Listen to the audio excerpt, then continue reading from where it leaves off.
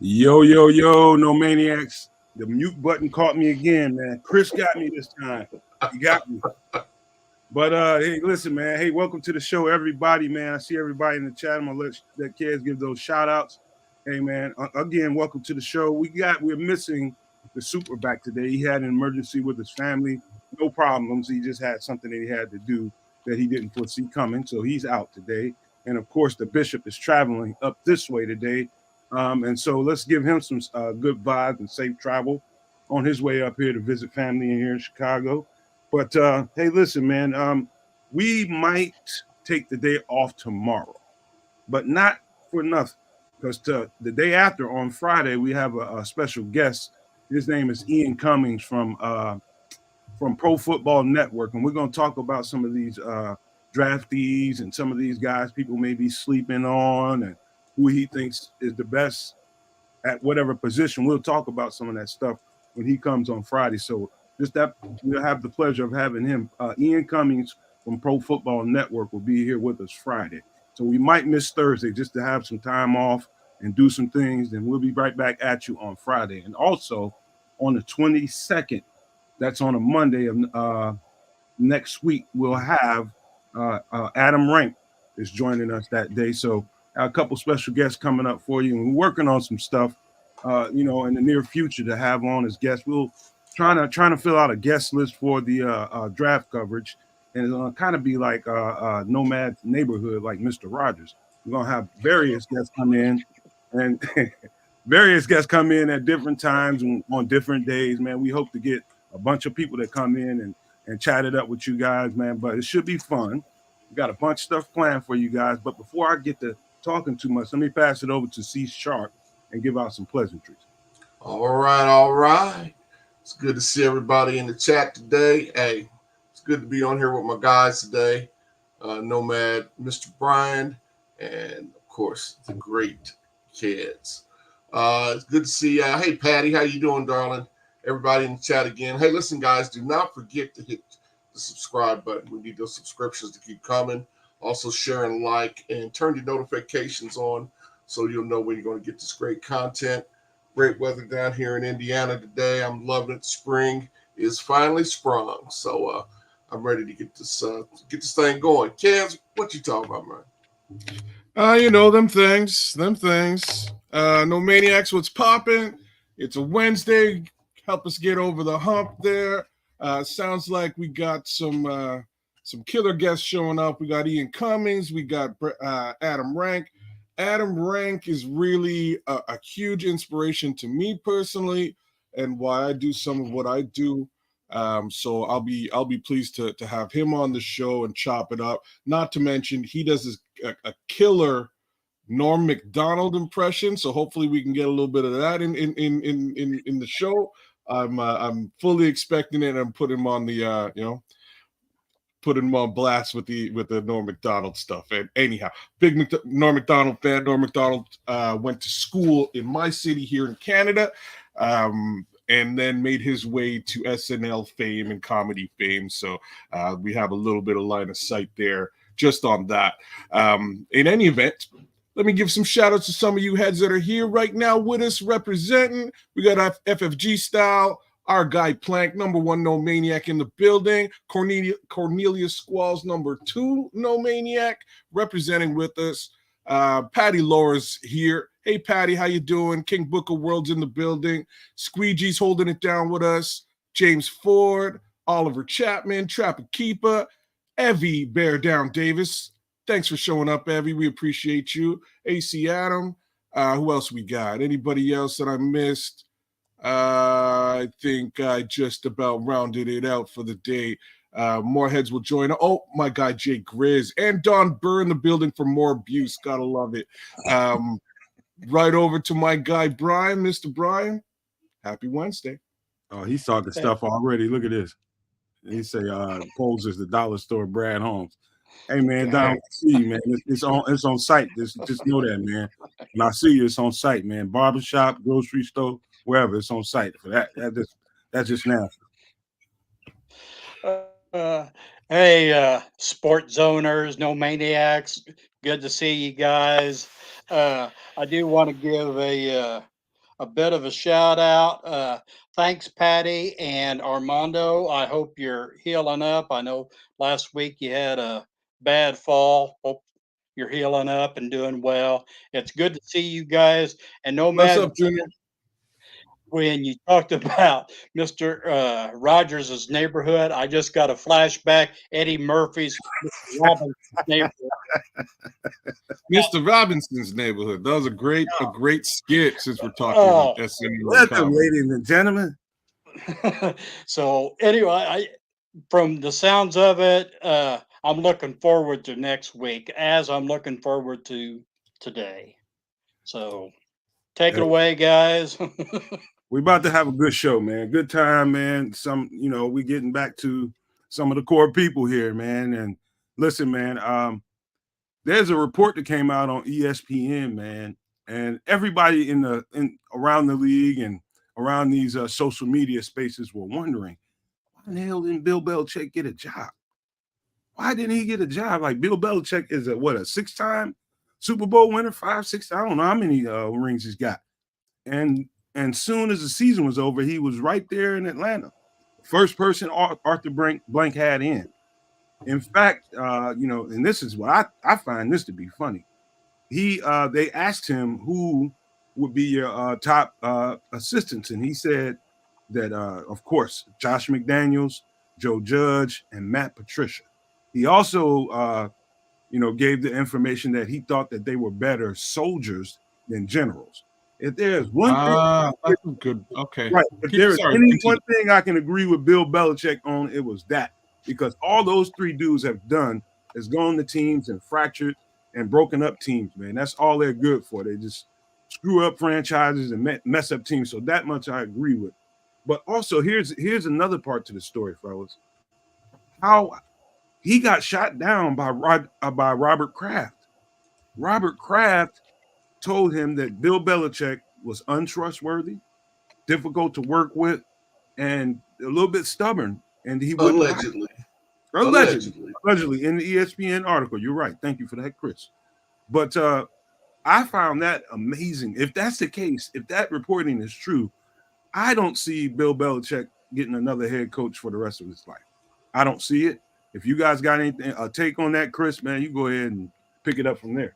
Well, I mean, you see a lot of stuff on the internet, and so you kind of have to take stuff with a grain of salt. That's the ESPN report, man.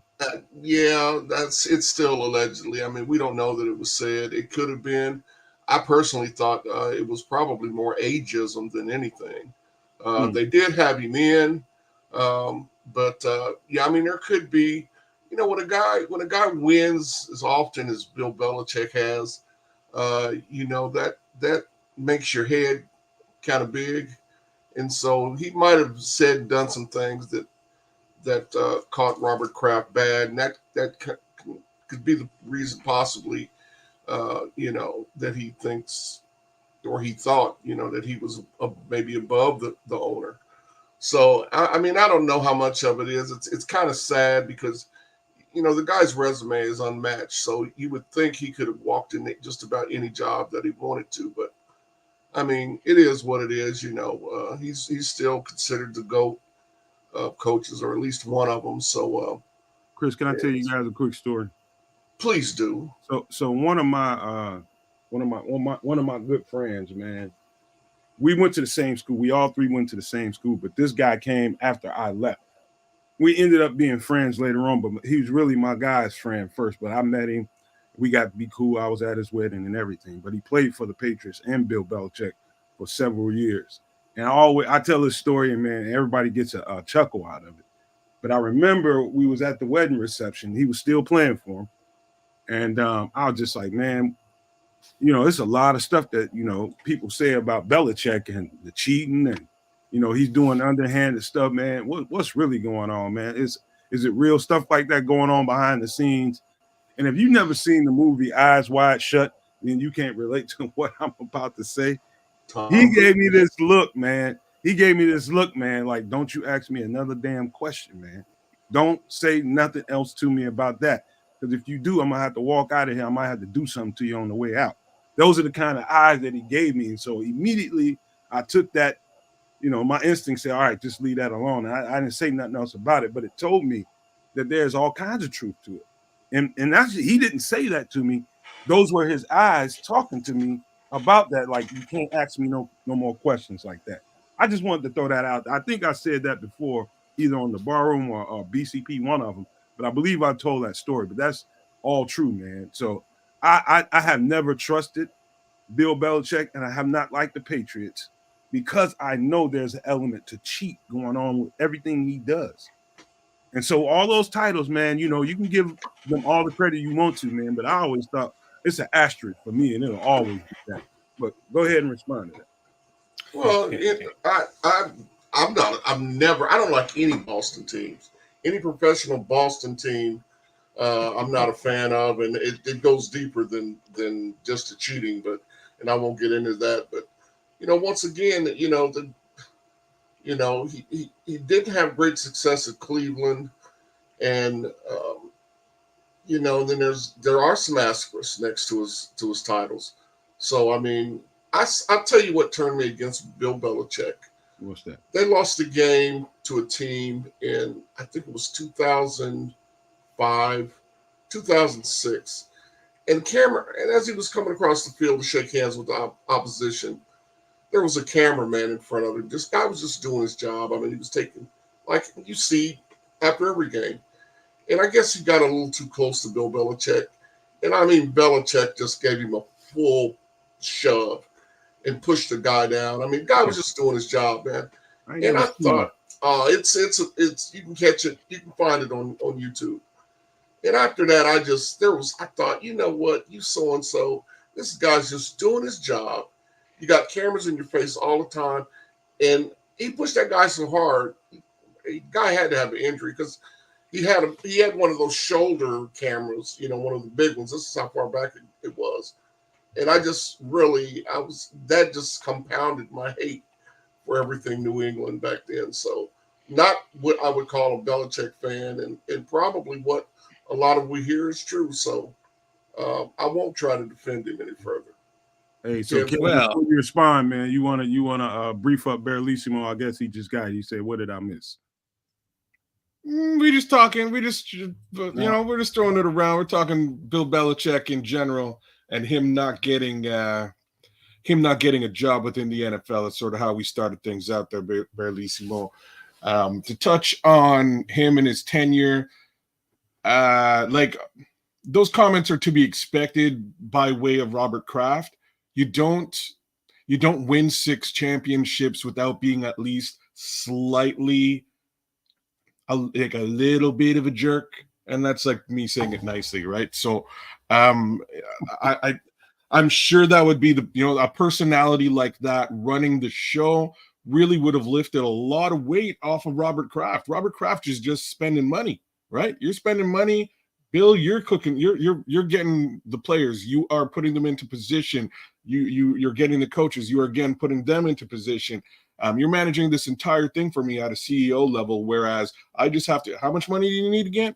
I just sign these checks. Yeah, okay. So like Robert Kraft has been making money. Him sort of looking at Bill's tenure and going, oh yeah, he might have been a little bit of a jerk. Of course he was a jerk. You don't win six Super Bowls unless you are a meticulous guy. And that's probably a nice way of saying, again, jerk. All the cheating allegations, etc. I'll let you know the 2 teams in the NFL that I have just about zero love for are the Green Bay Packers, clearly, number 1. Number 2 is the New England Patriots. A lot of it has to do with what Chris was saying. I am no fan of anything Boston. By way of basketball, I'm not a big baseball guy, even down to hockey, not a big Boston guy. So, that being the case, I'll throw a layer in it for you just so you can continue to talk. But let me throw this in there. You heard the words difficult to work with, stubborn. Yeah. And you got to think that decision to make a defensive coordinator the offensive coordinator for what's his name, the quarterback there. And it's probably not the quarterback. What's his name? Mac Jones, man. That you got to think that decision, up in Robert Kraft's space. And it's like, hey, man, what the F are you doing, man? Why does he not have a real offensive coordinator?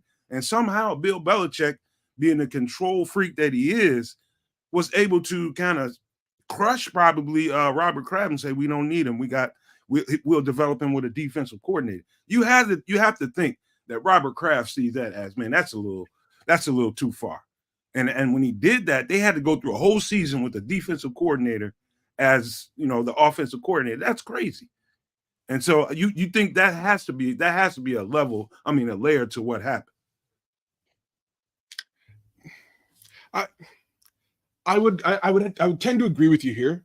I think that's probably less than a nuanced take. I think it's a factual take.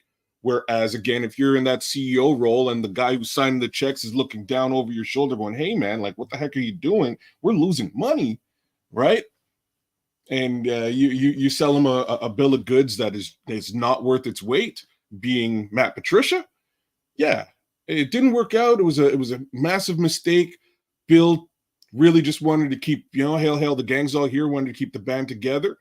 And that just didn't seem to pan out. And as it continued not to pan out, McDaniels goes, he doesn't seem to be like, it's really interesting. It's a really interesting look, just that corporate structure, those guys, it's clearly a bunch of jerks. I don't know how else to say it. It's clearly a bunch of guys who tend to get along with each other. I'm not sure how well they get along with other human beings worldwide.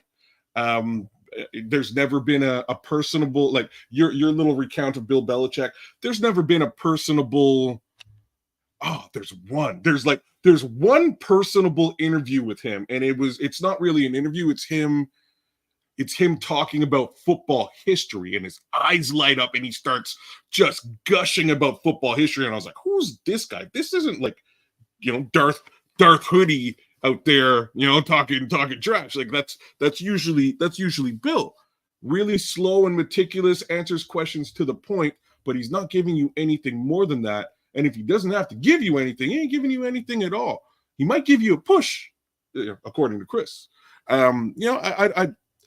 I appreciate what he's done. I've hated that team for a very long, since 85, really, because they were our, they're the team that we faced in 85. I've hated them since 85.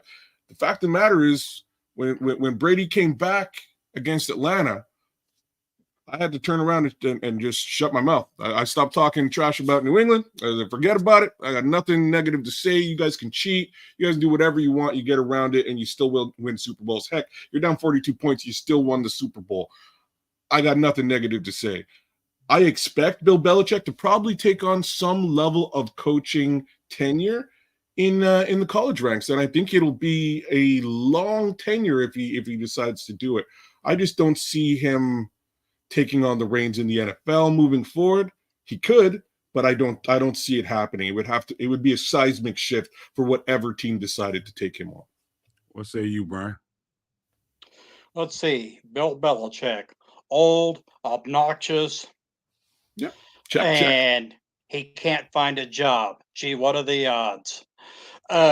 Is it also possible maybe the game's passing by? Is it possible that people know that he's an absolute jerk to work with, so they ain't hiring him? His little stint with Cleveland, I always thought that when he went to New England, he sold his soul to the devil, and that's why he won the championships. Who knows? But I didn't like him when he was riding Parcells' coattails. I'm like Kedz, the two teams I hate, Green Bay and the Patriots. Good. Justice is served. New England, and I hope what's his name that got hired, DeMayo or whatever. I wish him the best. I'm just sorry it's for a crap team. No kidding, man. I don't think it bodes well for him. But yeah, Bill Belichick, man, when you got only 32 guys who pretty much they run the league. If one of them is putting the word out saying, don't hire this guy because X, you probably never getting a head coaching job again. best you can probably ask for is maybe some kind of assistant. I think one of those owners, they're like a little mafia family or something. One of those owners decide to turn on you and say, put that 8 ball on you, I think it's over for you for the most part, and ain't nothing you can do about it. They absolutely run the NFL. The hell with the commissioner and what you think his role is. They own him. And so, go ahead, Brian. You got something? Yeah, because I think you just hit the nail on the head. When you're serving a purpose, this is true in any kind of entertainment field. When you're serving a purpose, you get away with your silliness, your quirks, whatever. The moment you're not serving a purpose, making a money for the NFL, in his case, uh, uh, out of the pool, jerk. They're done with you. You can look at various stars in whatever field. When they're making money for people, you could have any weirdness you want. When you stop making money or you become a threat, then you slowly fade away. Hey man. Hey, so Barlissimo is saying it's my birthday on 4/20. How you like that? And I made a Barlissimo streaming wish list, end quote, to improve my content creation, live broadcast, good or bad idea. Damn sure is a good idea, Barlissimo. You know what's a better idea? Coming to the Nomad Network and helping us and working with us, man. So tell them, chat, you need to join the Nomad Network. This is a perfect fit. This is your family before you even knew it was a family. We need Barlissimo on the Nomad Network. You guys got to convince him. He ain't listening to me. I love him, but he ain't listening to me. Love you, Barlissimo. And I think he's listening. I think that 2:30 in the morning podcast I don't agree with. Yeah, that does record it though. He can record it. He can record it, and we can put it out there. It doesn't matter when he does it. So yeah, happy early birthday, man. We don't get a chance to happy birthday, brother. 420. You know what it is. Smoke them if you got them. Happy birthday, Barlissimo. Happy birthday from across the pond. So we got a little bit of news today out of the Bears front office. Chris, you want to pop that up there? And this guy by the name of Ted Cruz has a special advisor to the CEO president as chief administrative officer. What does this move look like to me on the surface? It looks like to me we need somebody. We need Ryan Poles needs just like he needs an Ian Cunningham. I think Kevin Warren needs a Ted Cruz. I think what it looks like is he's going to be Kevin Warren's right-hand man, so he's going to be the go-to guy. So when Kevin Warren is doing this guy can be doing that with the stadium plans. He's created like 5 new positions within the Bears organizations that we've never had, and this is just one of them. I don't know all of the different roles these people. I mean, it's been in succession the past couple of weeks, probably about 4 or 5 new people. So he's doing his thing, man, and I think his goal right now for him is to concentrate on getting this whatever deal that they're going to get for the stadium, get that thing signed, sealed, delivered, and start putting some shovels in the dirt. I think that's what this move is about. Chris? Well, yeah, I think it's definitely helped brought in to get the stadium thing. It's kind of lingered, and now we got, I still don't know if is Arlington out of it. Is it going to be lakefront only? I mean, at this point, it looks like the lakefront proposition is more likely to happen than Arlington, even though they've got $300 million or $200 million invested in Arlington. So I think they need to come to something solid so they can move forward. Like you said, they need to get a shovel in the ground so we can kind of get this behind us.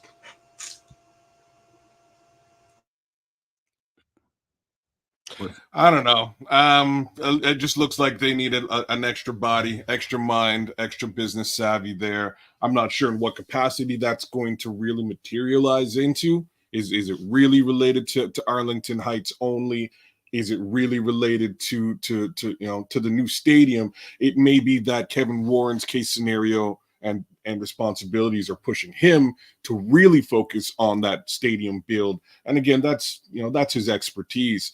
They may be bringing in a CEO really to actually manage day-to-day business case scenario for the Chicago Bears. So I have no clue what the reality is there, but it sounds like they needed an extra mind in management. And here is Mr. Cruz.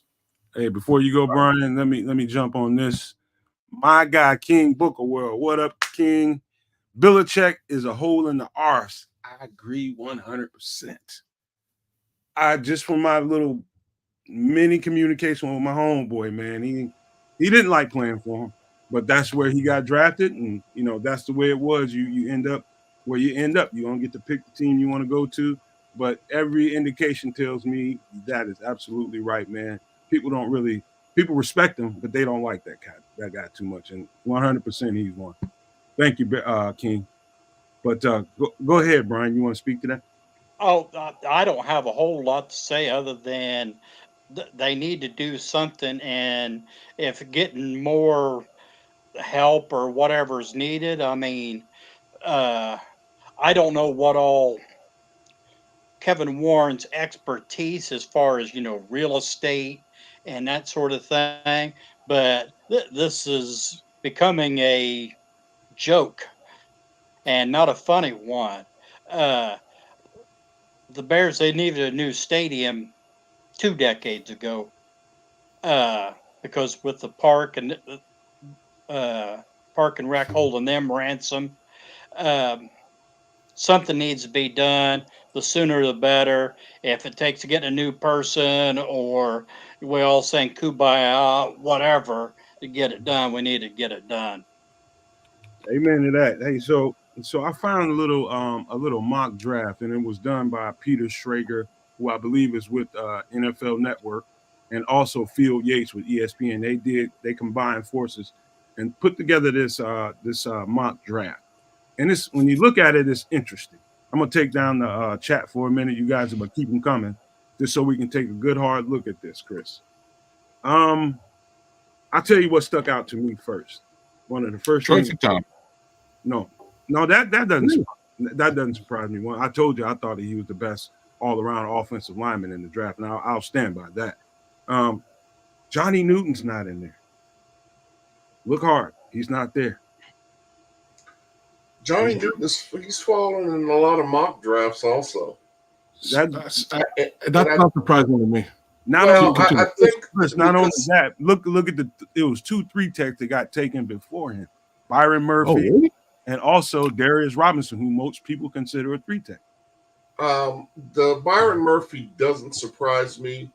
The Darius Robinson doesn't surprise me either. Because I've reading a lot of mocks and news on the net. Byron Murphy's name has been in the latter half of the first round in a lot of what I've seen. Look at that, Chris. Look at what Rob Hansen just said.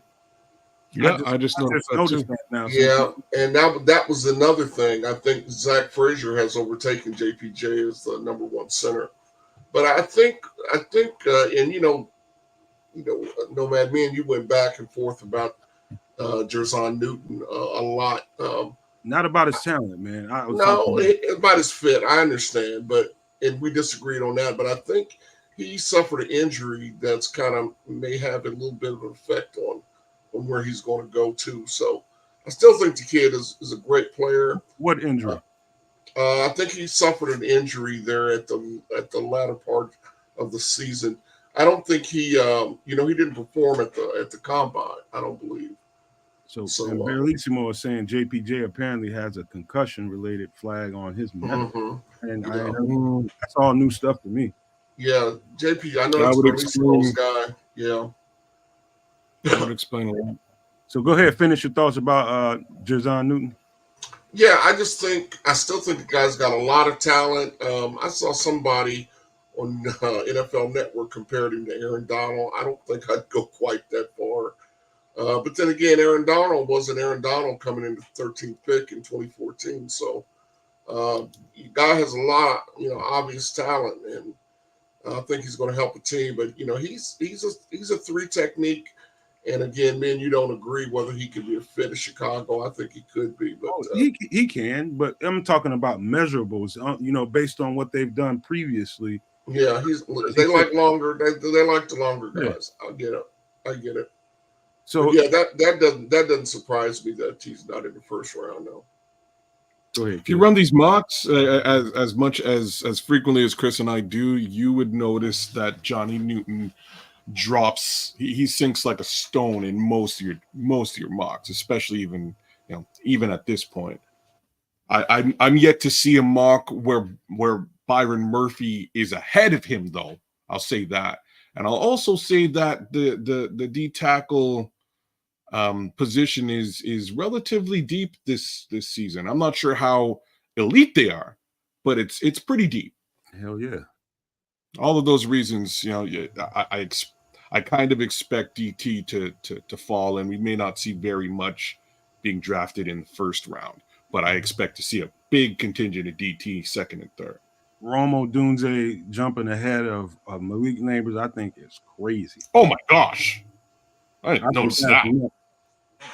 And I like Rome Odunze, but I think that's absolutely nuts. And Brian Thomas at 28, that's I don't think there's any way he makes it to 28. Oh, absolutely no way. Yeah. I don't think How about the Bears skipping Joe Alt? Well, yeah, you got that. And also look at J.C. Latham. Some people were saying he wasn't getting out of here until like the second round or so. Well, and I think that's where I'm not going to agree with this because I think Latham's going to get higher. Listen, people love Troy Fautanu. Okay, the only questions about Fautanu is they'd like for him to be a little taller. The rest of these guys are all like 6'5" plus, and I think he comes in at 6'3". Is that right, Nomad? Who is that? Fautanu? Fautanu, yeah. Yeah, it's probably a tall 6'3", maybe 6'. Yeah, and so a lot of, I've even seen him, projected as a guard in the NFL, but, the guy's footwork and, his movement skills are, he looks like he can play tackle. So, and sometimes I think that's a little bit overrated, that a guy has to be 6'4", 6'5", yeah.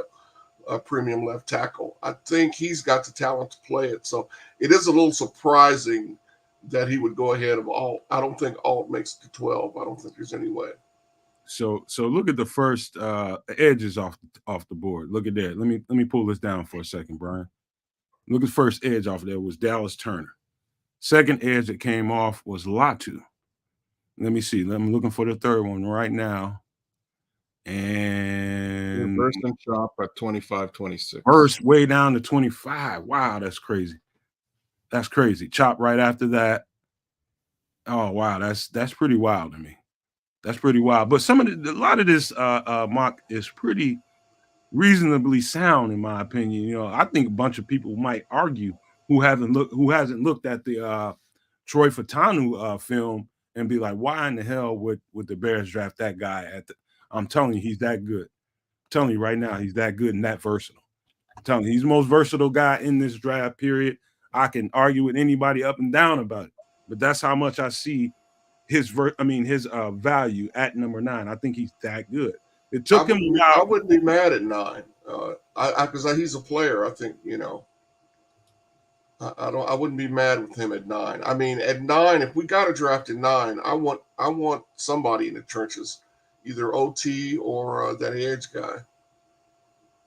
Yeah, I mean, you want to speak to that, Brian? You see something up here you want to talk about? No, like I said, Alt was the one that caught my mind, but these are a little bit tricky because I mean, as fans, the lines are what you want, or the trenches. That's what you want to build up, and I keep hearing, 4 quarterbacks, 3 wide receivers, blah, blah, blah. And I mean, that could happen, but teams know that you win with, strong lines. Do they? Well, that should be this common knowledge. I mean, football what's the Super Bowl Tampa Bay against Kansas City? Yeah. I mean, the Golden Boy got stumped. I think a lot of times GMs and whatnot get infatuated with skilled players and their speed and their height, and I think that again is the case with wide receivers. I'm not for, outside of Marvin Harrison Jr., which I think he's a special talent. I'm just not for drafting a receiver in the top 10 of the draft, because I don't think receivers cause you to win championships. I think they help you win, but they're not the cause of it. You gonna just protest on receiver? That's just all. Well, that high. I mean, not when we have such a void on the other side of Montez Sweat. I mean, you got to fill that void. If you can pressure the quarterback and you can protect your own, you're gonna be a good team. Period. Not saying you win a Super Bowl, but that's a formula. That's Formula One. Protect yours, pressure theirs. Go ahead, Brian. Well, not only what Chris says, having a player opposite of Sweat, because of what has transpired this offseason, your offensive line, there's not that great a depth. And you have Jenkins has a history of being hurt, missing games. Davis does too. I mean, I know last year was just bad all the way around, new team, mother passed away, and all like that. But if you look at his history, he misses games too. You're not sure. Braxton Jones, great run blocking, pass blocking, and then you got the second year guy in Wright that did well last year, but was that a fluke or is that going to be normal? Your offensive line has zero depth. Borum, come on now. Carter really didn't get a chance to show. And center, that's like the Bermuda Triangle. It's just, Well, we did add some guys in the off season, so I mean, not long term. I mean, I think we have to add a center, man. It's just 4 picks. Wow. They ain't gonna get. Yeah. They ain't get center, man. No, they've shown in off season with the free agent additions, they probably won't target a center. So, yeah, I doubt they'll target a center at all. I think they've hit that in free agency. They just don't have the depth and capital to do it later on either, unless honestly things kind of go awry. Speaking of awry, I'm very surprised at these first 5 picks, to be honest, now that I'm really staring at them. J.J. McCarthy to New York after a trade up. Interesting. Marvin Harrison Jr. to the Chargers. Very interesting. I would really. They lost Keenan. They lost Keenan Allen and Mike Williams. That's expected. Yeah. Mike Williams isn't officially gone. He is a free agent. They can still sign him. The flip on that is that they also picked up Quentin Johnson last year, very, very high in the draft. Not to say Quentin Johnson was a world beater last season, but again, how much of a world beater could you possibly be with Keenan Allen and Mike Williams? You know what I'm saying? Like, I would be surprised if they really tripled down on wide receiver draft on draft on draft. It would be an interesting thing to see. I expected them to pick Joe Alt, right? That's my thoughts there. I think they go offensive line because our guy Harbaugh likes to run that darn football, right? So I think he bolsters there as opposed to getting a wide receiver. Mind you, who knows what he's going to do? They have the quarterback there for the wide receiver, so maybe they do go down that road. I don't think the McCarthy pick here is surprising. Did anybody see Anthony Richardson going last year as early as he went? I said it on the bar room. I thought he was going to be the steal of the quarterbacks that he would. Yeah, I don't think he would go as high as he went, though. I mean, and he still hasn't yet justified that. I mean, it might take him a year or two. I think he's got talent. It's physically an anomaly, but this is a quarterback-starved league, man. I mean, and guys are swinging. They don't have the ownership, and GMs don't have patience now. The patience that we see with a team like Pittsburgh, that those years are gone. I mean, these guys want to win now. They don't give a new quarterback the time to develop, and that's a trend I think that hurts teams. But I guess that's just the NFL we live in now. So Barrelissimo made a comment, and I agree with Barrelissimo. There is a lot. I'm gonna tell you, Barrelissimo, on the other side of this break, exactly why I'm gonna take this comment down and put it back up on the other side. Exactly what happened. There's a story to. I have not done Marshawn Needle justice, but I'm gonna tell you why on the other side right after this station ID. You probably got this. The best Chicago Bears content anywhere. Catch Nomad Live pregame 1 hour prior to kickoff and Nomad at night postgame, and every Friday evening at 7 p.m. Central on all the most popular streaming platforms, and only on the Nomad Network.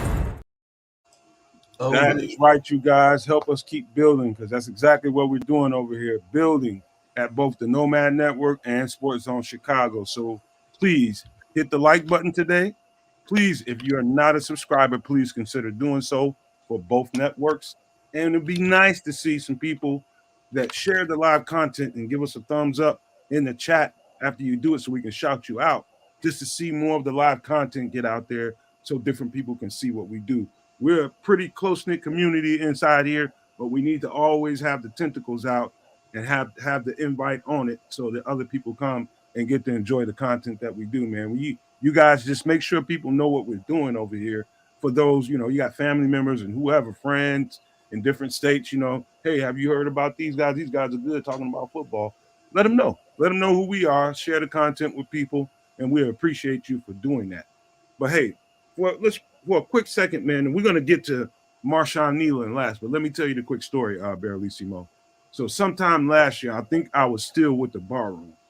Aldo gave all of us, marching orders to, kind of go check out some of these people and get ready for the draft. And he was one of the guys that had a nice long write-up on.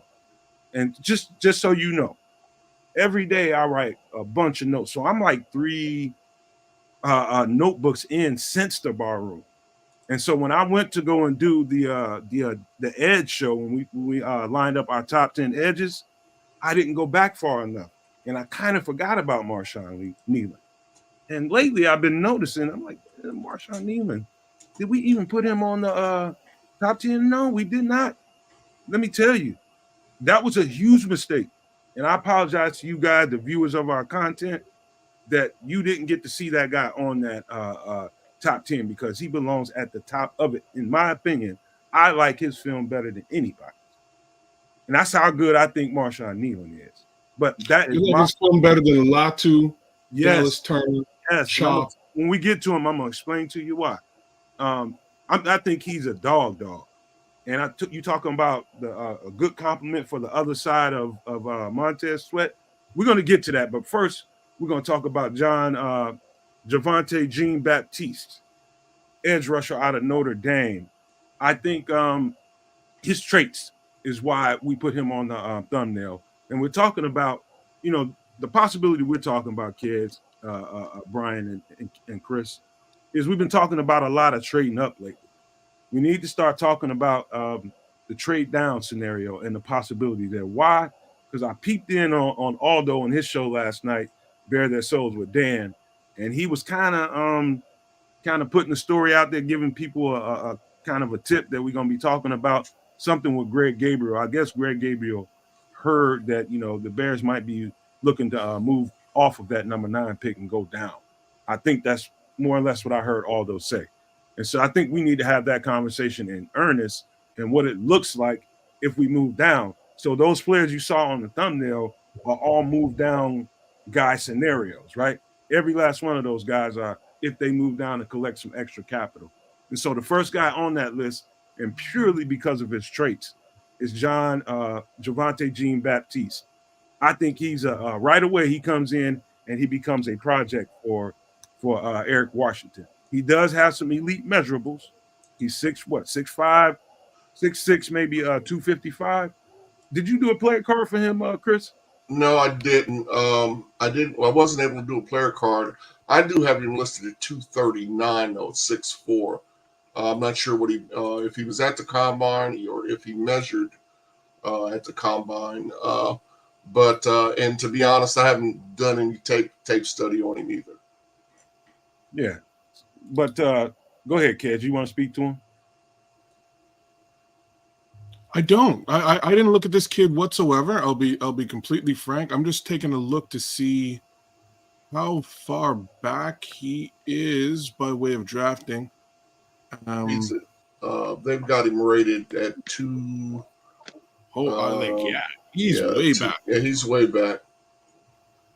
372 is where Pro Football Network has him. So you talking about? That's exactly what I'm looking at. I couldn't find him to 372. You say we had 5 sacks. Jean Baptiste. And ESPN's got him listed at 6'4", 255. So, but he did have 5 sacks, 21 solo tackles at Notre Dame last year. He had, let me see here. What'd you say, 5 sacks? 5 sacks, 21 solo tackles, 28 assists, 49 total. I'm sorry. He's got those elite measurables, man. Anybody that sees a edge rusher that long, and he played for both Ohio State and Notre Dame, he's highly regarded. But he will be a project. I don't know how much time they spent working with him on his tools, but he does not use that length to his advantage and use his arms. He's good with his hands and can capture an edge and doesn't get moved around a whole lot. But I promise you, with that guy's measurables and a really good coach, you're talking about a later on sleeper prospect that we can get later on if we don't get an edge early. These are the kind of guys you want to kind of focus on. Javonte Jean-Baptiste. He's got the kind of skill set that with a good coach, which we have now, can really put some tools in his bag and make him effective. And so we get a guy like that, 4th, 5th round or something like that, somewhere in that neighborhood. We're talking about something in a couple of years if Eric Washington can put it together with him. Anybody want to speak to that? I would consider him more of a developmental talent. No question. That's my thoughts. If they're able to,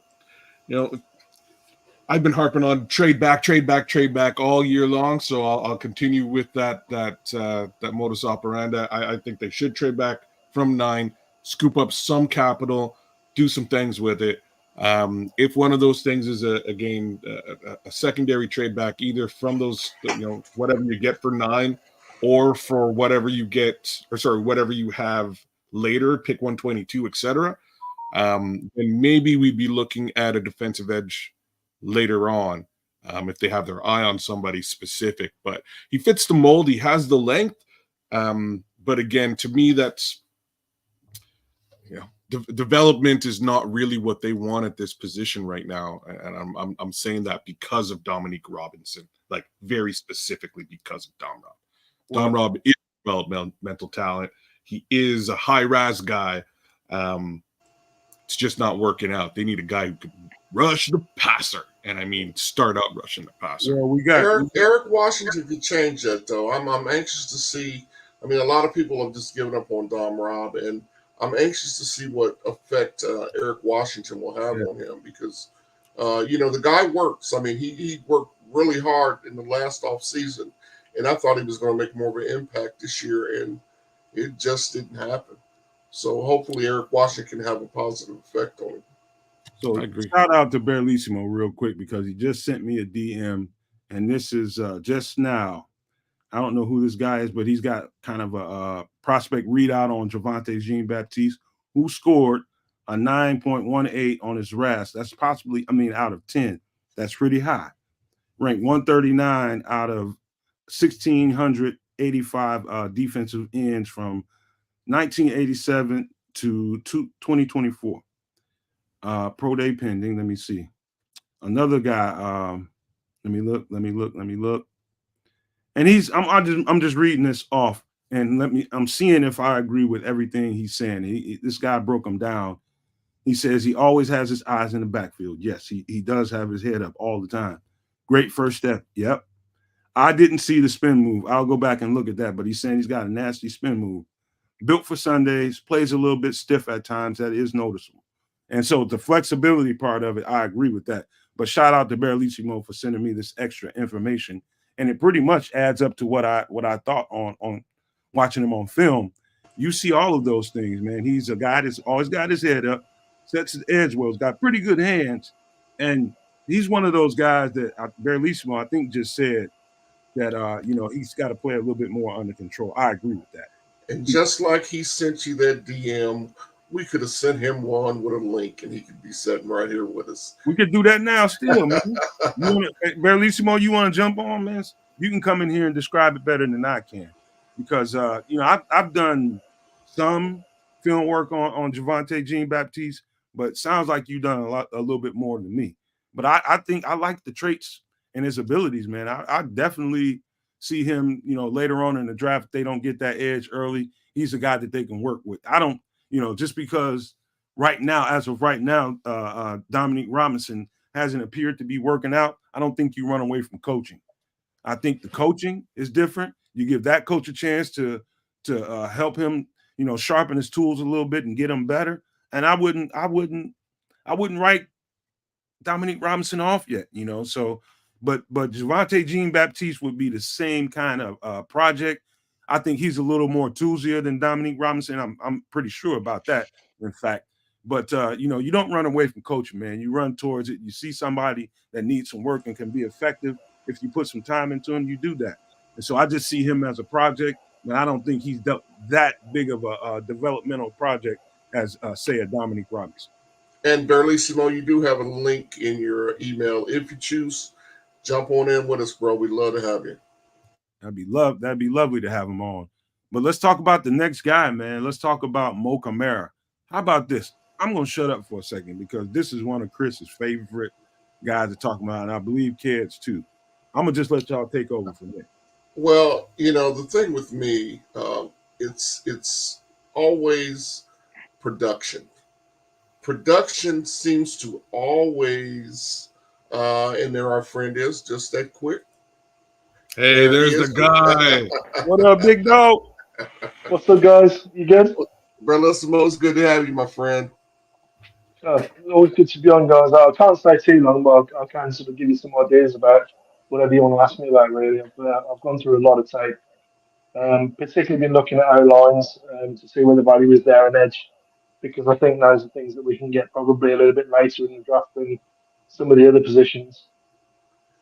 Well, hey man, go ahead. Preempt what I was talking about and share some underdogs with us. Well, I mean, if you want just pure sort of third down rush, then someone like Jonah Ennis out of Utah, they're always well coached. They're D lineman. He's going to be around. Marshall Nealand. A lot of places have him sort of third, fourth round. I think he's sort of second round, third round kind of grade. And there's some talk that Brugler thinks that he might even go at the end of the first. One guy I'm particularly high on, he played like a 5-tech, 3 down end. I think he can play anywhere from 3-tech to a 7, and that's Gabe Hall out of Baylor. But as a 3-tech, if he concentrates on the position and he plays or he advances sort of technically to the level that he's already shown flashes at 3-tech, he's a guy that could, high side, you could be looking at Chris Jones. Gabe Hall? Yeah, Gabe Hall out of Baylor. He's a big man. Really like him. About 6'6", 295, I think. Oh yeah, he's a tall he played at 290, and I think he looked 9.25 RASCAR. Yeah, and he's long and he's strong, and he plays mean, and he plays with good leverage as well. I mean, one of the things I did like about him watching him at Baylor, with that 3 front, when you play the 3 front, very often on the D line you're going to get doubles. He plays them very well, particularly against zone running. In terms of pass rush, he's got for his size, he shouldn't have a first step the way that he does. He's really quick off the line. So that's one of the reasons why I really like him. I think he's massively underrated. But I think there are some guys that you can get at edge, like Javonte Jean-Baptiste, that you can get a little bit later that are sort of pass rush specialists, if you will, sort of role players. I also think there are some sort of bigger ends as well that you could project both inside and to play outside, like Darius Robinson, for example, out of Mizzou. Hey, Barely slow. Let me ask Austin you. Booker out of Kansas is a good name. Austin Booker out of Kansas is a good name. He's got a lot of pass rush stuff. he's on the Him and list. Braden Trice are two of the better, more nuanced pass rushers. I think that you could get after round one. Austin Booker is a name that's gonna be on one of these next few thumbnails. We're gonna look at some of these sleepers. He's definitely one. I ain't gonna give no heads up about some of the other ones, but Rob Hansen, you just bust me out, man. Why do you have to do that to me? He was gonna be a surprise. Let me ask Barlissimo this. We were just going to touch on Mo Camara. You know what? I know guys, they harp about his size at 6'1", but this is a guy, every time you see him play, he's produced. I mean, he had 13 sacks last year. I think in the last 2 or 3 years, he's had almost 30 sacks. I mean, he's 6'1". He's not a real big guy. I think he's 6'1", 250. But he just produces. I mean, his motor is unquestioned. And then every time you see him play, he's in the backfield. I mean, give me some thoughts on Mo Camara. There's a few YouTube videos out there where he's been interviewed. One of the ones was by the bootleg guys, the EJ Snyder and Brett Coleman. And they interviewed him. And the thing you can tell is he's really, really hungry for this. He wants to work on his game. He wants to get better every single day. I can tell you from past experience, he's the kind of guy that, as an offensive lineman, you hate playing against. Because he'll look like low, Barlissimo. He gets so damn low, and he's 6'1". It's not just that, Nomad. It's the fact that he comes with different stuff, but he looks the same out of his stance every single time. But he comes with a different plan every single time you face him, and you don't get a second's rest against him. From whistle to whistle, he's moving, and he's fighting, and he's one of those kind of guys. There's 3 guys that are sort of later in the draft I think you can look at who are all sort of similar size and statures: Jonah Ellis, Mo Camara, and Jalen Sons out of Houston. And all 3 of those dudes will give you pass rush skill. They are smaller than you would probably want them in a 4-3. They're not going to grow any height. Their arm length is sort of adequate kind of arm length, between 32 and 34 inches. What they all show is the ability to dip and get around the edge, but more importantly, to play with good leverage and to not give the tackle an easy time. So that's those kind of guys. Even if the worst case scenario is these are 3 core special teamers. Well, so you've got to look at players like that. He puts me in the mind of Camara does of Shaq Barrett, about the same size, but you get production from it. Yeah, Shaq more of a stand-up end. Shaq is not as good first step, better hands, I think. Not as bendy, not as sudden as some of these other guys.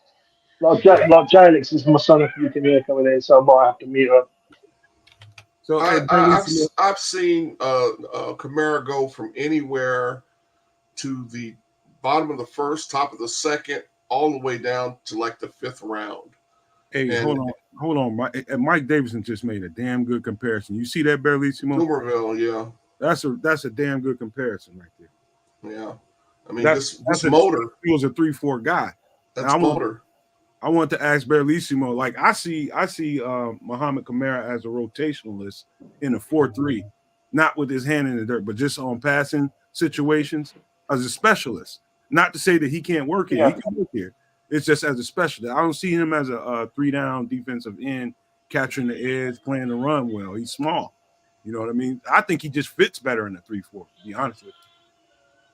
He's shorter, but he's got decent arm length. He's a guy that could put some mass on as well. I don't think he's maxed out in his body. The guy he kind of reminds me of in the way that he plays actually Derek Barnett, because, like I say, he's got a lot of different stuff. Looks very similar. Plays with good technique, plays with good leverage, plays with good pad level. So yeah, Derek Barnett. I mean, if he turns out to be Derek Barnett, yeah, he's probably going to have to put on this other 5-10 pounds of muscle. But I think in the NFL he'll do that. No question about it. Yeah, I just like the intensity the guy plays with more than anything else. I love that, man. I mean, he just doesn't stop. That motor is just relentless. It just makes plays. Yeah.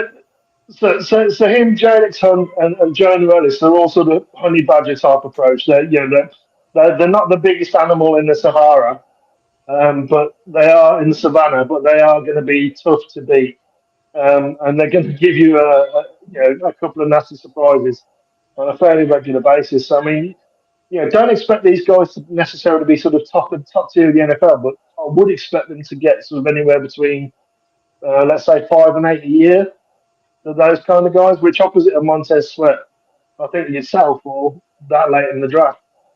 So I look at Muhammad Kamara. I'm glad you mentioned the Sahara because I see him as that honey badger. They're smaller than everybody else, but ain't nobody trying to eat his ass either.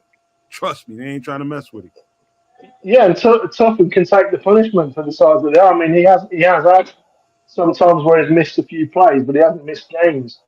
So that shows you, when you talk about, I mean, Nomad as a player, you're either hurt or you're hurting. Hurt means you can't go. Hurting means you can. And Kamara always seems to be hurting rather than hurt. The guy will just come back in. He'll come back in because he just wants to be on the field all the time. And like I say, him, Ellis, and Jadix Hunt, they're all very similar stature. Jadix Hunt's probably the most explosive of the three. But they can all get to the QB, but they all seem to be guys who have a bit more pass rush stuff that just don't have the size that the top tier guys do. And I think that's the reason why they're lower in the draft is they're not at as big schools, they didn't play in as big a conference, and they don't have the specific ideal measurables. But what they do have is a whole lot of savvy and a whole lot of want. And that's one of the most key things is the guy who outworks the guy next to him. You can have a little less talent and you can get by. If your heart's there and your commitment to work on your craft and on what the coach wants you to do, play your responsibility, you'll always have a spot in the 4-3 defense. That's sort of the type that Bruce runs, where it relies upon people being in their spots at the right time, playing the right techniques and hustling at all times. And I think all three of those guys from sort of round 4 onwards, you'd be happy with any one of them.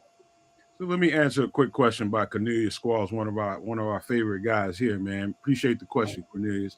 He says, so you guys are feeling comfortable with the Bears moving back at the end of the first or early second for a haul? I think truth is about that, Cornelius, I think we need to get comfortable with it because if per Greg Gabriel and what Aldo was indicating last night, yes, he's hearing that they want to move that pick, possibly to get some more picks. So whether or not we want to be, I think we need to get comfortable with the idea that they might trade down. And part of this show was designed actually to speak to that because the next guy we're going to talk about next is Marshawn Nealon, who Barelissimo, I am so pissed at myself. Man, I pride myself in being thorough when I come on this show about who they want to talk about and the guys that I think are in the top 10 or wherever we want to rank them. And I apparently, man, I'm telling you, I'm 3 notebooks in since the bar room. And I started watching him probably back when I was with them. And I didn't look back far enough into my notes to get him into that top 10. And I got to tell you, that was a huge mistake. Marshawn Nealon is, I think, I watched them all. And some people are going to be like, man, you crazy, Nomad. You think he's better than Latu? You think he's better than Dallas Turner? Yep. That's how good I think Marshawn Nealon is. That's how much I enjoy watching this tape. He's a much better fit for what we want than a Dallas Turner, without a doubt. Dallas Turner has measurables and 6'3", athleticism 275. that Nealon doesn't. 6'3", Yeah. I mean, he doesn't play at 275 either. He plays like 260. So in terms of speed, he runs like a 260 guy. In terms of against the run, he holds up and plays his techniques exceptionally well. The thing that I like about Nealon is there is not a whole lot of all 22 that I can get for him, but what I can get, which was Ball State, I think, that game I watched him, and he plays doubles with the correct leverage. He plays with the right technique. He doesn't go down on the floor against doubles because you see a lot of ends. You know, they either get washed out or they go to the floor to try and split doubles. He doesn't. He sort of splits them, plays wrong shoulder technique against zone away. He pursues down the line square when he's an unblocked man. So he's playing both responsibilities. His vision is really good. He's got vice grip hands when he gets his hands on people in the Yes. backfield. They don't get free of him. Um, he's just sound. You watch him with a coaching eye, and you're like, is he doing his right things? Yeah, he's doing that right. He's doing that right. He's doing that right. Oh, he's also getting to Q back, and he's getting penetration into the backfield. Bellissimo, the only thing I'm not sure about with Marshawn Nealon is his medicals. I have not researched that. That's if you want to ding Marshawn Nealon about anything, you find something in his medical history. Anybody wants to do that, but go ahead. But Bellissimo is a tape junkie like I am. And I'm telling you, it's hard to find something that you can really ding him on. Look, this is what I see. And this is Bellissimo probably can relate to this. He just mentioned how strong and powerful this dude's hands are. The way he stacks and sheds blockers with the strength of those mitts he has on him. It reminds me, it's like watching Aaron Donald as an edge player to me. That's what I see when I watch him play. It looks like I'm looking at Aaron Donald, but he's playing off the edge. And also, Bellissimo, do you see, like I see position versatility? I can see that guy playing on the inside sometimes on some downs. Oh, you could move him. You could move him into 3-tech on obvious pass downs without a doubt. You could move him inside on sort of obvious long passing situations. You could definitely move him inside, but I just like his all-round game. I think he's just sound. You know what I mean? He's not. I think that's the knock on him. He's not spectacular. He's just good and sound. I think this is what I think a lot of the scouts and critics that do this stuff actually get paid for it. I keep seeing over and over again, they just worry about, how he's going to stack up against the jump in talent in the next level. And is he going to be able to rise to that level and meet that level of competition? I see something in this kid that says that's exactly what he wants. That's exactly what he wants to show people. I watched the game against Iowa. Man, you would have sworn up and down somebody on that team stole something out of his mama's purse. I mean, he plays like it. He plays like it. He plays like it means something to him. And that's the same as Kamara. They're both guys. They play with that edge, which on the edge is what you need. You need someone who's once. I always used to. I don't know about you, Nomad, but I mean, I always used to play that. I didn't really have a good game unless the first teamer that I was up against wanted to move to the other side or wanted to go off the field. I knew that if I was hitting somebody that much and that frequently, they had enough, and they were either crying to the ref or crying to the coach or wanting to go off. Those are the kind of guys that you need, and you see that. You see that with these kids. Man, I love the Nealon. He can split a double with one hand. You almost like you long arms two players. You long arms the tackle and the guard, and it's just like I say. He just looks like a really well coached player, or a player that's taken all the coaching he's ever got. Whatever coaching he's getting adds to that intensity that he plays with. This dude, he's like Mo Camara as far as the level of intensity that he plays with. And that urgency that he plays with. I mean, you can look at some guys and you don't care about where the hell they play college at. And you just know that dude, no matter where he goes, what level he plays on, he's going to arrive, and he's going to arrive early. I think he can start like day one. I think he can start on the other side of Montez Sweat day one. I have no qualms about that. I think you could, because he's going to be responsible. He's going to be sound in terms of responsibilities. He's going to play exactly what he's been coached to do, and he's definitely got the strength and the length and all the measurables that you want. But like I say, the thing is, he shows that he takes coaching and he applies it, and he plays within what you'd expect his responsibility to be on that play. Is what you see him do on the tape. Mm-hmm. He's not always going to make every single play, because it's not going to be his play to make in a 4-3, and that's what people don't realise is a 4-3 end. When you're playing run and pass, it's not all pass rush. It's not all sacks. Sometimes you have to split a double. Set that Sometimes you have to edge. take on a fullback. Sometimes you have to set the edge. Sometimes you have to just squeeze. That's right. Sometimes you have to run game for your defensive tackle. So if you're not taking out the tackle and guard, you're not doing your job. You're not going to get a sack more than likely, but if you're doing the job, you are freeing up some of your brothers, and that's what your job is. You make the guy next to his job easier, and the guy that's opposite his job harder. And that's what these guys show that in. They don't necessarily, like I said. You look at Dallas Turner, and you think, okay, that kid had Marshall Nealon's brain and want and desire. There wouldn't be any debate about taking him at 9. Bingo. But he doesn't.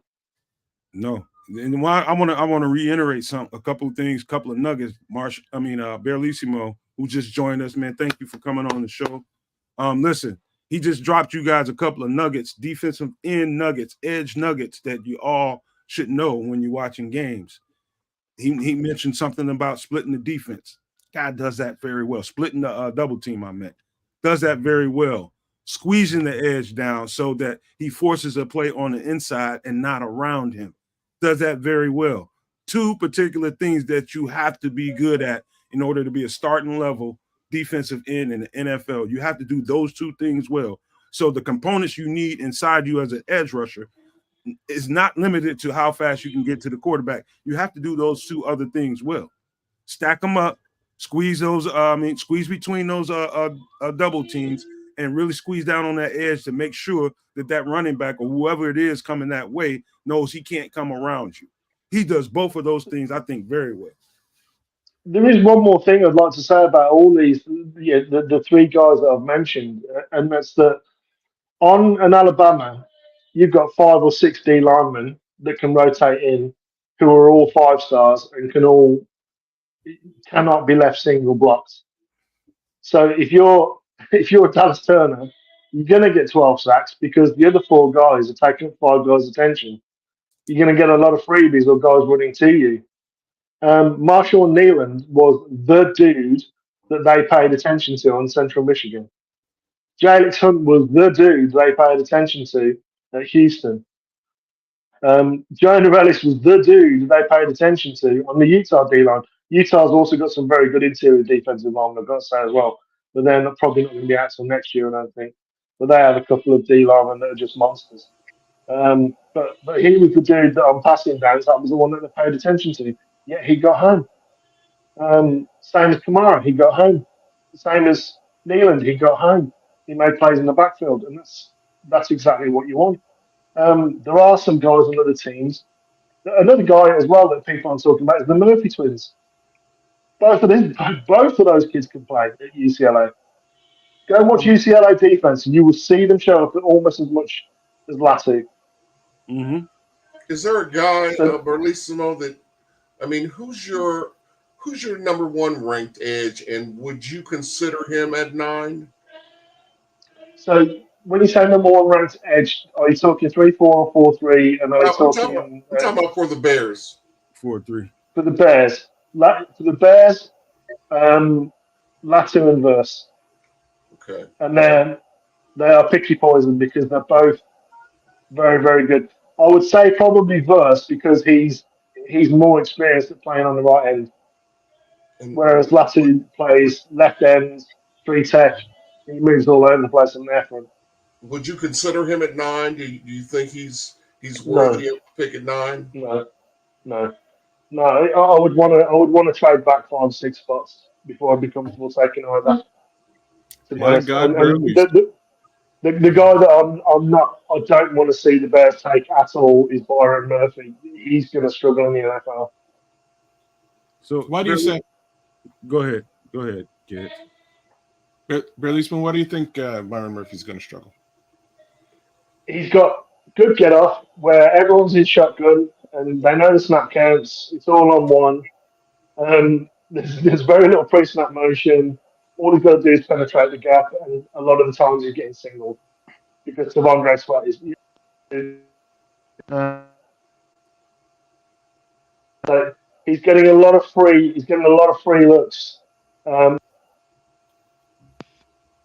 Well, penetration into the backfield. And for me, he's got short arms. He doesn't hold up against doubles, and he doesn't hold up against someone. I've got to go, guys, anyway, because I'm just going to say to my kids. all right. All right. Thanks, guys. Hey, man, thanks for being with us. You know, we appreciate you. The door is always open for you, bro. I'm back in the chat anyway. Hey, I'm gonna reach out to him a lot more often during the day because I got to remember, it's got to get it computed in my head that that's the best time to ask Barrelissimo to come on the show is during about this hour or earlier. That's a good time for Barrelissimo because I'm always forgetting and reaching out to him to come on Nomad at night for some reason because I don't know why, but yeah, Barrelissimo hopefully will be on more often. I'm gonna ask him to come on more often. I think his analysis is great. I just think the dynamic of all of us and what we see on film versus somebody like him and what he does with film, I think would be a great addition to what we do, man. I just appreciate the guy, not only for that, but just Barrelissimo is a good human being. He's a really good human being, you know. And I haven't met him personally, like face to face, but in the conversations that we've had, and you know, just you can learn a lot about someone just in the things that they say to you and how they speak to you, and it's consistent, man. That's a good guy right there. He does a lot of things in the background for like the next couple of guests that we're gonna have. He actually helped facilitate that. So, man, Barrelissimo, I really appreciate him, and I mean to no end. So I just had to give him that shout out. And I will be Barrelissimo will be reaching out to you more times during the day so you can come on with us, man. We really would love to have you on more. But hey, man, let's get ready to wrap this thing up and give some shout outs before we get out of here, Chris. Hey, man, I just want to tell everybody in the chat, man, we appreciate you guys. Thanks for being with us. Thanks to George, to Barrelissimo for dropping in with us and, you know, dropping the knowledge. He knows the stuff, man. And, you know, and that's, he agrees with me with Verse as the best edge in the draft. So that just further cements his genius. But listen, I do appreciate you guys. Don't forget to hit the subscribe button and share and like our content and turn on your notifications because we're going to be dropping good stuff all the time. Thank you guys on the panel for me. Brian, good to see you as always. Kedz, my guy. Nomad, you know I love you, brother. Hey, everybody else, hey, we got to bear it out.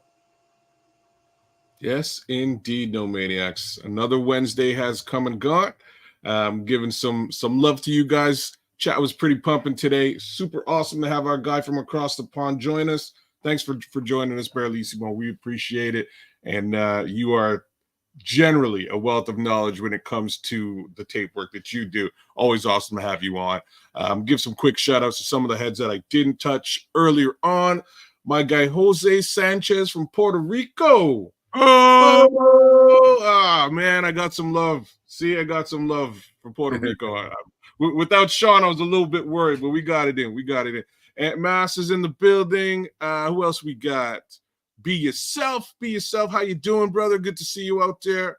Illinois Jones is with us. Knox Corbett, our guy Knox. What's happening, Knox? Dr. Earl, that's a new name to the chat, man. I don't know if you've been here before, but if you have, welcome back. But if you haven't, man, please consider subscribing to the channel. We can use all the support we can get, but welcome to the fam, brother. Absolutely, Doc. What's up, Doc? Always wanted to say that live on some level of television, etc. So the internet will have to do. Mike Whalen, how you doing, Mike? Good to see you out there, brother. Jay Sanders, Illinois Jones, Marlon Johnson. Thanks for repping with us today, Marlon. Good to see you in the chat doing your thing. Mr. Ken Schaefer, always a pleasure. Always a pleasure, my dude. I think, a couple more. Florida Bears fan, Mr. Mayhem 69, Crimson's in the building, and we also got Billy Ocean, When the Going Gets Tough, Jojo Loco 5150, and my guy Oliver Chapman. Hey, No Maniacs, thanks for repping with us. We appreciate it. Bear down, Mr. Brian. Hey guys, as always, it's always fun seeing you guys, shooting the breeze and talking.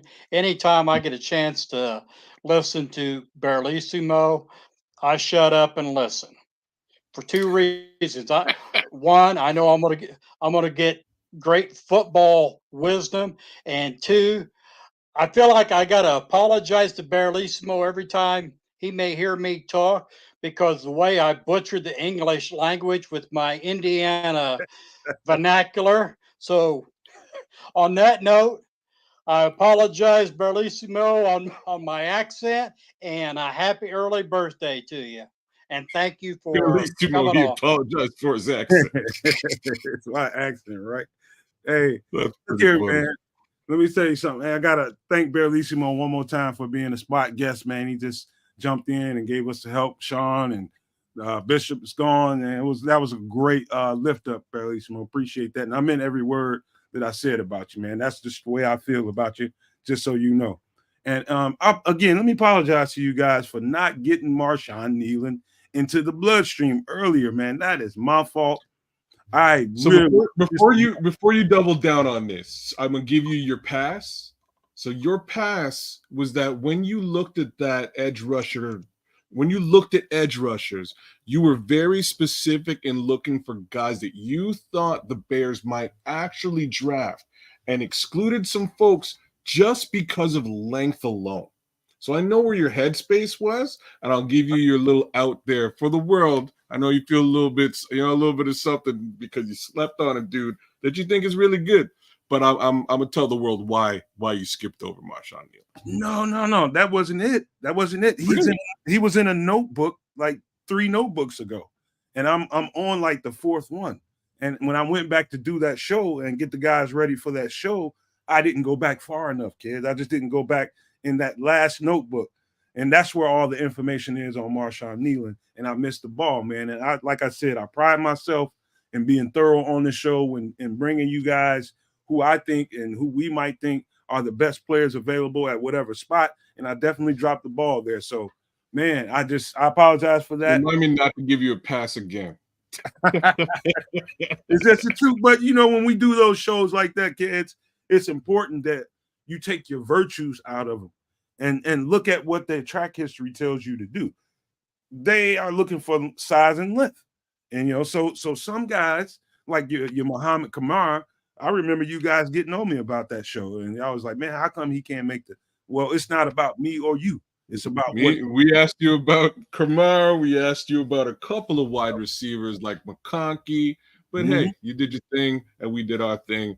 It is what it is. It's in the books now. Hopefully all the Nomaniacs take the chance, take the opportunity to go back and watch those shows. Those are really good shows with us breaking down the vast majority of the players in the draft. You ain't lying. Those are some good shows, man. And yeah. Like I meant to ask Barlissimo, and when we get him on here next time, I'm going to talk to him about Leonard Taylor. And he had a tremendous 2022 season and, stat-wise in box score. And the 23 season, he fell off in his numbers. And a lot of people thought that 2022 was his ceiling, and that's the best he's ever going to be. A lot of people don't know he played I think he was under Manny Diaz when he first got in as a freshman and when he put up those numbers. And then Mario Cristobal came in, I think that's his name, and put him at 1 tech, which is out of position for him. And so a lot of people probably felt down about looking at his box scores about Leonard Taylor. He's got all the tools you need, but his box scores don't look like they match up with the talent. And I'm trying to explain to you guys why. Because they got him playing at 1 tech at 6'4", 305. He should be playing 3 tech like his natural position. But we'll talk about that a lot more later. Yeah. Go ahead. I was just gonna say he's fallen in some draft boards too, but that dude is a player. Man, in a big way. I mean, I think he's got all the goods, but we'll do a whole show. He'll be one of the guys we talk about that's falling out there. But let's thank you guys for coming, man, and hope we did our job as podcasters to give you the best Bears coverage you could have received today. Hopefully we did that job, man. But again, thank you guys for being here. And if you're new to the channel, please consider subscribe. Worst thing in the world. I hate to see a man beg. Y'all almost got me at that situation where I feel like I need to beg, man. We're trying to get to 2,000, and we're trying hard, man. Help us out there. Go give us that free sub. It costs you nothing. It is painless. Give us that sub, man, and get us to 2,000 before we start training camp, and I would love it. But before I get out of here, I got to leave you guys with these famous words. What famous words? Love, 2 fingers, and hair grease.